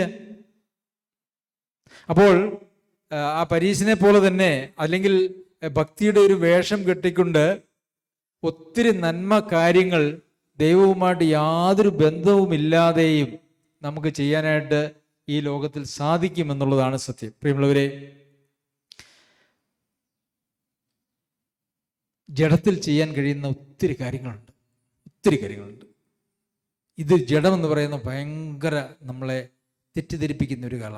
ജഡത്തിൽ ജീവിച്ചുകൊണ്ട് തന്നെ ഞാനൊരു വലിയ ആത്മീകനാണ് എന്ന് ചിന്തിക്കുന്നതാണ് ഈ ലോകത്തിലുള്ളതായുള്ള ഏറ്റവും വലിയ വഞ്ചന എന്ന് പറയുന്നത്. കാരണം അങ്ങനെ ചിന്തിക്കുന്ന ഒരാൾക്ക് ഒരിക്കലും മാനസാന്തരപ്പെടാനായിട്ട് കഴിയുകയില്ല. നമ്മൾ വായിക്കുന്ന ആ പരീശന് എന്തെങ്കിലും മാനസാന്തരപ്പെടാൻ കഴിയുമോ? ഇല്ല. കാരണം എന്താ? അവൻ നല്ലവനാണ് എന്ന് അവന് തന്നെ തോന്നിപ്പോയി. പക്ഷേ അങ്ങനെ തോന്നാത്ത ഒരു ചുങ്കക്കാരനെ സംബന്ധിച്ചിടത്തോളം അവന് മാനസാന്തരപ്പെടാനായിട്ടുള്ളൊരു സാധ്യത അവൻ്റെ മുമ്പിലുണ്ട്. അവൻ മാനസാന്തരപ്പെട്ടു. അവൻ നീതീകരിക്കപ്പെട്ടവനായിട്ട് അവൻ ഭവനത്തിലേക്ക് പോവുകയും ചെയ്തു. നാം ജഡത്തിൽ ജീവിച്ചുകൊണ്ട് നാം നല്ലവനാണ്, ദൈവസന്നിധിയിൽ സ്വീകാര്യനാണ്, എൻ്റെ ഈ ജീവിതം ദൈവത്തിന് പ്രിയമാണ് എന്നുള്ള ഒരു ആത്മവഞ്ചന നമ്മളിലുണ്ടോ എന്നുള്ളത് പ്രിയമുള്ളവരെ നാം പരിശോധിക്കണം. ദൈവസഭ എന്ന് പറയുന്നത് ഈ നിലയിൽ ദൈവവചനത്തെ പഠിപ്പിച്ചും ആളുകളെ മാനസാന്തരത്തിലേക്ക് നടത്തിയും അന്യോന്യം പ്രബോധിപ്പിച്ചും സ്നേഹിച്ചും അങ്ങനെ നിത്യതയിൽ എത്തിച്ചേരുന്നതിന് വേണ്ടിയുള്ള ഒരു ക്രമീകരണമാണ് ഈ ലോകത്ത് ദൈവം ചെയ്തിരിക്കുന്നത്. ദൈവത്തിന് രക്ഷിക്കപ്പെടുന്ന ആളുകളെ അപ്പം തന്നെ മരിച്ച് സ്വർഗത്തിലേക്ക് കൊണ്ടുപോയായിരുന്നെങ്കിൽ ഇതിനൊന്നും ആവശ്യമുണ്ടായിരുന്നില്ല. ഉണ്ടായിരുന്നോ? ഇങ്ങനെ പേടിക്കേണ്ട ആവശ്യം പോലും ഇല്ല. അങ്ങനെയൊന്നുമല്ല. ദൈവം നമ്മളെ ഈ ലോകത്തിൽ ആക്കി വെച്ചിരിക്കുന്നതിന്, അവശേഷിപ്പിക്കുന്നതിന് ഒരു വലിയ ഉദ്ദേശമുണ്ട്. ആ ഉദ്ദേശം എന്ന് പറയുന്നത് നമ്മൾ ഹൃദയപരിച്ഛേദന യഥാർത്ഥത്തിൽ സംഭവിച്ചവരായി ആത്മാവിനെ അനുസരിച്ച് ജീവിച്ച്, കഴിഞ്ഞ ക്ലാസ്സിൽ നാം ചിന്തിച്ചതുപോലെ ദൈവത്തിൻ്റെ തേജസ്സിനെ, ദൈവം ആത്മാവാണ്. ഈ പ്രപഞ്ചത്തിൽ ഒരാൾക്കും ഒരു സൃഷ്ടിക്കും ദൈവത്തിനെ കാണാനായിട്ട് കഴിയുകയില്ല. ദൈവം ആത്മാവാണ്. എന്നാൽ ആ ദൈവത്തിൻ്റെ തേജസ്സിനെ ഈ പ്രപഞ്ചത്തിൽ കാണിച്ചു കൊടുക്കുവാനായിട്ട് ദൈവം നമ്മെ ആക്കി വച്ചിരിക്കുന്നു. ഒരു കണ്ണാടിയിൽ എന്ന പോലെ കർത്താവിൻ്റെ തേജസ്സിനെ പ്രതിബിംബിക്കുന്നവരായിട്ട് നാം ഈ ലോകത്ത് തീരണം. ദൈവം എങ്ങനെയാണ്, കർത്താവ് എങ്ങനെയാണ് എന്നുള്ളത് ഈ പ്രപഞ്ചത്തിൽ കാണിച്ചു കൊടുക്കേണ്ടത് ദൈവത്തിൻ്റെ മക്കളുടെ ഉത്തരവാദിത്വമാണ്. അതിനു വേണ്ടിയിട്ടാണ് തൻ്റെ സാദൃശ്യത്തിലും സ്വരൂപത്തിലും ദൈവം ആദത്തിനെയും ഹവ്വായെയും സൃഷ്ടിച്ചു. അവിടെ അവർ പരാജയപ്പെട്ടു.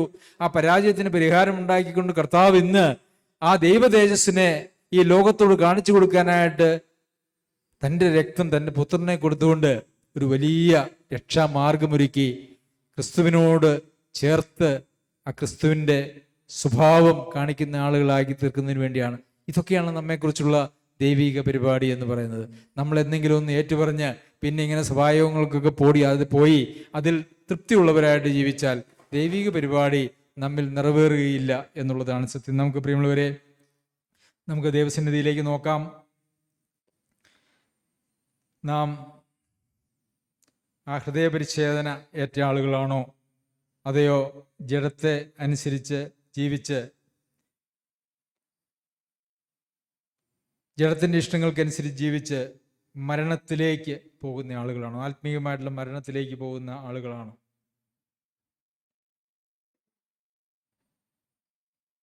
ഭക്തിയുടെ ഒരു വേഷമാണോ നമുക്കുള്ളത്, അതെയോ ഭക്തിയുടെ ശക്തിയായിരിക്കുന്ന ദൈവവുമായിട്ടുള്ള ബന്ധമാണോ നമുക്കുള്ളത്? നമുക്കൊരു നിമിഷം നമ്മുടെ ജീവിതത്തെ ഒന്ന് പരിശോധിക്കാം. ആത്മാവിനെ അനുസരിച്ച് ആ ഞെരുക്കമുള്ള വഴിയിലൂടെയാണോ നാം പോകുന്നത്, അതെയോ വിശാലതയുള്ള വഴിക്ക് വേണ്ടിയിട്ടുള്ള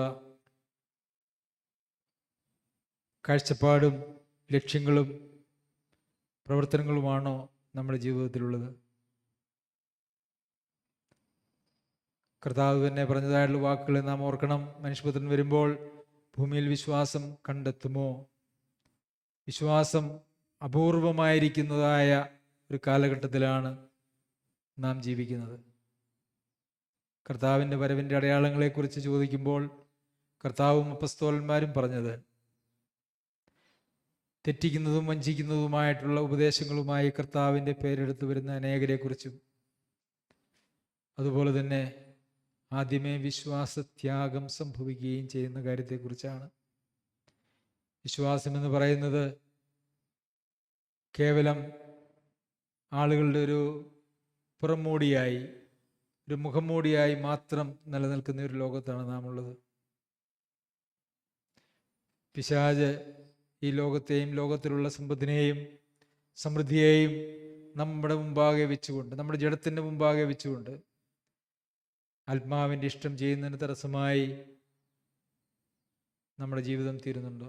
നമുക്ക് നമ്മെ തന്നെ പരിശോധിക്കാം. നമുക്ക് ദൈവസന്നിധിയിൽ നമ്മുടെ തലകളെ വണക്കാം. ദൈവമായ കർത്താവേ, അടിയങ്ങൾ അങ്ങയുടെ മുഖത്തേക്ക് നോക്കുന്നു. ഞങ്ങളുടെ കുറവുകളെ ഞങ്ങൾ കാണുന്നു കർത്താവേ. പ്രശംസയ്ക്ക് അർഹമായ ഒന്നും ഞങ്ങളിൽ ആരിലുമില്ല, എന്നിലുമില്ല എന്ന് അങ്ങയുടെ മുമ്പാകെ ഞങ്ങൾ ഏറ്റുപറയുന്നു. ക്രൂശിക്കപ്പെട്ടവനായ കർത്താവായ യേശു ക്രിസ്തുവിലല്ലാതെ പ്രശംസിക്കുവാൻ ഇടവരരുത് എന്ന് പൗലോസ് അപ്പോസ്തലൻ പറഞ്ഞതുപോലെ, കർത്താവെ, ഞങ്ങളുടെ ഒരു പ്രശംസയും ഞങ്ങളുടെ ഒരു കാര്യത്തിലും ആകാതിരിക്കുവാൻ പിതാവേ, അങ്ങ് ഞങ്ങൾക്ക് സൽബുദ്ധി തന്ന് ഞങ്ങളെ സഹായിക്കണം എന്ന് അടിയങ്ങൾ അങ്ങയോട് പ്രാർത്ഥിക്കുന്നു. അങ്ങയുടെ മുഖത്തേക്ക് അടിയങ്ങൾ നോക്കുന്നു. മാനസാന്തരപ്പെടുന്ന ഒരു ഹൃദയം, തകരുന്ന ഒരു ഹൃദയം, കർത്താവെ, കഠിനപ്പെട്ട് ദൈവവചനം സ്വീകരിക്കുവാൻ കഴിയാത്ത പാറ പോലെ ഒരു ഹൃദയമല്ല, താഴ്മയോടെ ദൈവസന്നിധിയിൽ വസിച്ച് ദൈവത്തിൻ്റെ ഇഷ്ടം ചെയ്യുവാൻ കഴിയുന്നതായ മാംസളമായൊരു ഹൃദയം, ദൈവാത്മാവിനാൽ നിയന്ത്രിക്കപ്പെടുന്നതായിട്ടുള്ള ഒരു ഹൃദയം. കർത്താവെ, ആ സ്ഥാനത്തേക്ക് ഞങ്ങളെ യഥാസ്ഥാനപ്പെടുത്തണമെന്ന് ഞങ്ങൾ അങ്ങയോട് പ്രാർത്ഥിക്കുന്നു. ഒന്നേ ഞങ്ങൾക്ക് ഈ ലോകത്തിൽ മോഹമുള്ളൂ കർത്താവെ, ഞങ്ങളെ സ്നേഹിച്ച, ഞങ്ങൾക്ക് വേണ്ടി ജീവൻ തന്ന,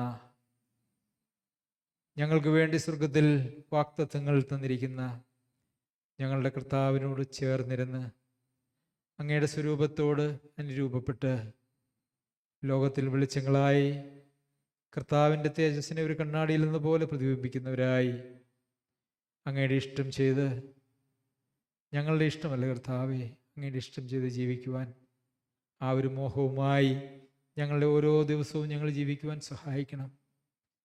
ഞങ്ങളുടെ ശരീരത്തിൻ്റെ വീണ്ടെടുപ്പായ പുത്രത്വത്തിന് കാത്തുകൊണ്ട് ഉള്ളിലെപ്പോഴും ഒരു ഞരക്കമുള്ളവരായി ഞങ്ങൾ ജീവിക്കുവാൻ സഹായിക്കണം. കർത്താവെ, അങ്ങയുടെ കരുണയ്ക്കായിട്ട് സ്തോത്രം. അങ്ങ് ഞങ്ങളോട് ദിനംതോറും സംസാരിക്കുന്നതിനായിട്ട് ഞങ്ങൾ അങ്ങയെ സ്തുതിക്കുന്നു. ഞങ്ങളുടെ സകല പ്രാർത്ഥനകളും സ്തോത്രങ്ങളും ഞങ്ങൾക്ക് വേണ്ടി ജീവൻ വച്ചവനായ യേശു ക്രിസ്തുവിന്റെ നാമത്തിലാകിയാൽ കൃപയുണ്ടായി കേൾക്കുമാറാകണം. സ്വർഗ്ഗീയ പിതാവേ.